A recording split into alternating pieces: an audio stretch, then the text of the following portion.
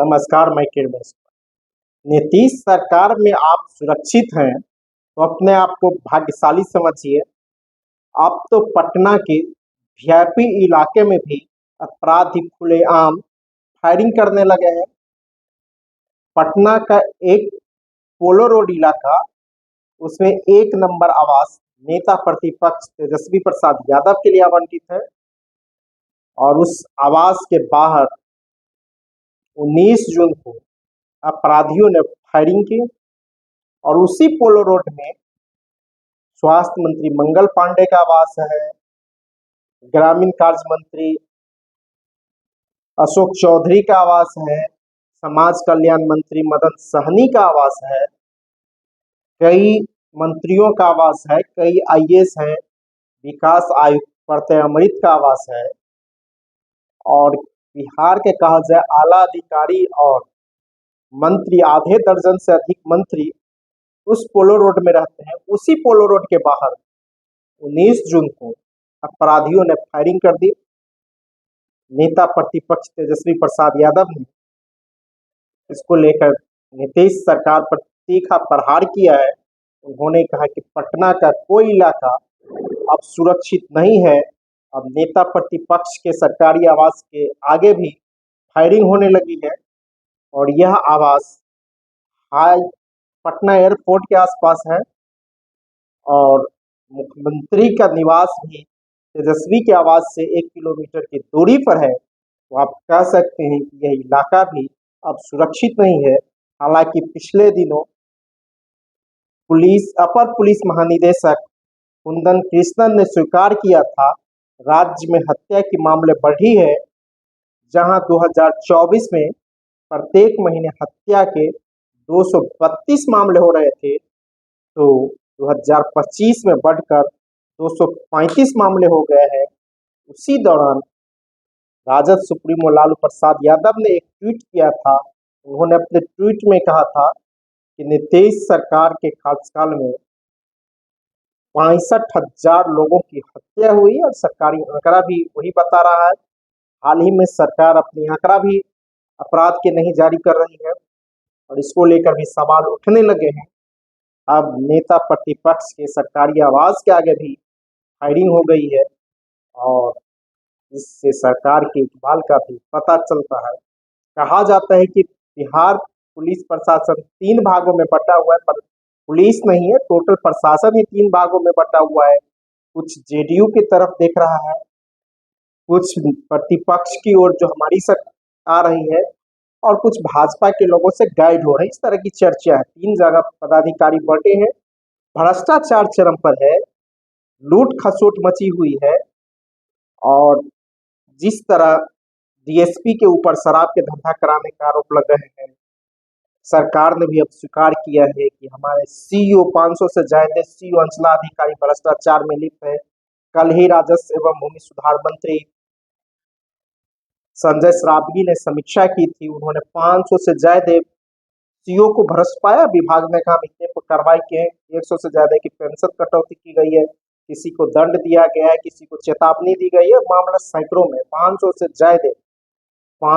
से ज्यादा सीईओ और राजस्व कर्मी पर कार्रवाई की गई है। इसी तरह बिहार विधानसभा में ग्रामीण विकास मंत्री श्रवण कुमार ने स्वीकार किया था कि भ्रष्टाचार के आरोप में हम 376 वीडियो पर कार्रवाई किए हैं। और जिस तरह अपराध बढ़ रहे हैं और अपराधी का मनोबल पटना में बढ़ा हुआ है और घटना को अंजाम दे रहा है, इससे साफ संकेत मिल रहे हैं कि मुख्यमंत्री नीतीश कुमार का इकबाल समाप्त हो गया है। और जो कुंदन कृष्णन अपर पुलिस महानिदेशक है, एक तरह से कहा जाए उनके हवाले पूरा पुलिस मुख्यालय है और पूरा पुलिस प्रशासन भी देख रहे हैं।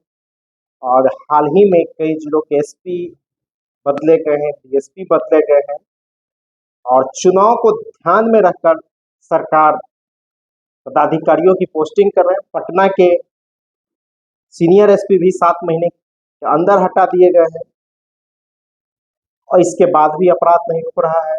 रात में दारू पी के बीजेपी के नेता पुलिस को ही ठोक दे रहा है और पुलिस में की हत्या हो जाती है। अब नेता प्रतिपक्ष के आवास के आगे फायरिंग हो जाती है। दिन दहाड़े पटना में माँ बेटी की हत्या हो जाती है। और यूं कहा जाए पूरे बिहार में अपराध का ग्राफ बढ़ा है। नीतीश कुमार के 2005 से लेकर 2025 के कार्यकाल में अभी तक 65,000 से ज्यादा लोगों की हत्या हुई है, 25,000 से ज्यादा बलात्कार की घटना हुई है, लूट अपहरण सब की घटना तो बढ़वे की है, बैंक लूट की घटना बढ़ी है। इसके बावजूद जब नीतीश कुमार कहीं जाते हैं मुख्यमंत्री और प्रधानमंत्री नरेंद्र मोदी आते हैं तो वो 2005 से पहले की बिहार की बात करते हैं, लेकिन नीतीश कुमार के शासनकाल में बिहार में भ्रष्टाचार बढ़ा है, अपराध बढ़ा है और कोई ऐसा इलाका वीआईपी इलाका नहीं है जहाँ सुरक्षित नहीं है। अब जिस इलाके में मंत्री आधा दर्जन जहाँ रह रहा हो, तो बिहार सरकार के आला अधिकारी रह रहा हो, वहाँ दिन दहाड़े अपराधी फायरिंग करके भाग जाता है, तो आप अंदाज लगा सकते हैं पूरे बिहार की क्या स्थिति होगी और बिहार में अपराध किस तरह बढ़ा होगा। और पूरे बिहार में जिस तरह अवैध शराब के कारोबार चल रहा है और प्रशासन ही स्वीकारने लगा है कि जो लाइसेंसी कारतूस है जो खरीदते हैं उसी से अपराध में इस्तेमाल किया जाता है। और इसी नीतीश सरकार में जमकर लाइसेंस भी वितरित किए गए हैं। कहा जाता है कि 5-5 लाख 10-10 लाख रुपए रिश्वत लेकर लाइसेंस निर्गत किए गए हैं। उसी लाइसेंस के सी बंदूक के आधार पर लोग कारतूस खरीदते हैं और इसका इस्तेमाल अपराध में किया जाता है। सरकार कर रही है, सरकार का मानना है। हाल ही में पुलिस महानिदेशक ने बयान दिया है और इस तरह की चिट्ठियां भी निकली हैं। तो आप कह सकते हैं कि पूरे बिहार में अपराध बढ़ गया है। नीतीश कुमार का कंट्रोल समाप्त हो गया है प्रशासन पर से और मुख्यमंत्री नीतीश कुमार एक मुखौटा बन के रह गए हैं। और लगातार नेता प्रतिपक्ष तेजस्वी प्रसाद यादव आरोप लगाते रहे हैं कि बिहार रिटायर्ड अधिकारी चला रहे हैं, के टैक्स की वसूली हो रही है, ट्रांसफर पोस्टिंग में पैसे लिए जा रहे हैं, पैसे के ट्रांसफर पोस्टिंग नहीं हो रहा है। ये आप प्रमाणित होने लगे हैं और बिहार में भ्रष्टाचार और अपराध चरम पर है। जो हाँ योजना को लागू करने की जिम्मेवारी जिस बीडीओ सीओ पर है उस वह पूरे भ्रष्ट है। मैं नहीं कर रहा, सरकार के आंकड़े करे, सरकार सदन में करे, सरकार बयान जारी करके कह रही कि हम सीओ मेरे भ्रष्ट है, इस पर कार्रवाई की है दंडात्मक, यानी भ्रष्टाचार के आरोप में ही कार्रवाई की है, अनुशासन तोड़ने के आरोप में कार्रवाई की है सीओ बीडीओ पर। आप कह सकते हैं कि नीतीश कुमार के 20 साल में पूरी तरह भ्रष्टाचार बढ़ा है और अपराध बढ़ा है। सरकार जंगल राज की बात करती है, लालू राबड़ी देवी के कार्यकाल की बात करती है, लेकिन मौजूदा हाल में जो घटना बिहार में घट रही है, प्रधानमंत्री नरेंद्र मोदी की सभा 20 जून को सिवान में, वहीं 19 जून को पटना में सबसे वीआईपी इलाके में फायरिंग हो जाती है और सरकार चुप बैठी रहती है। धन्यवाद।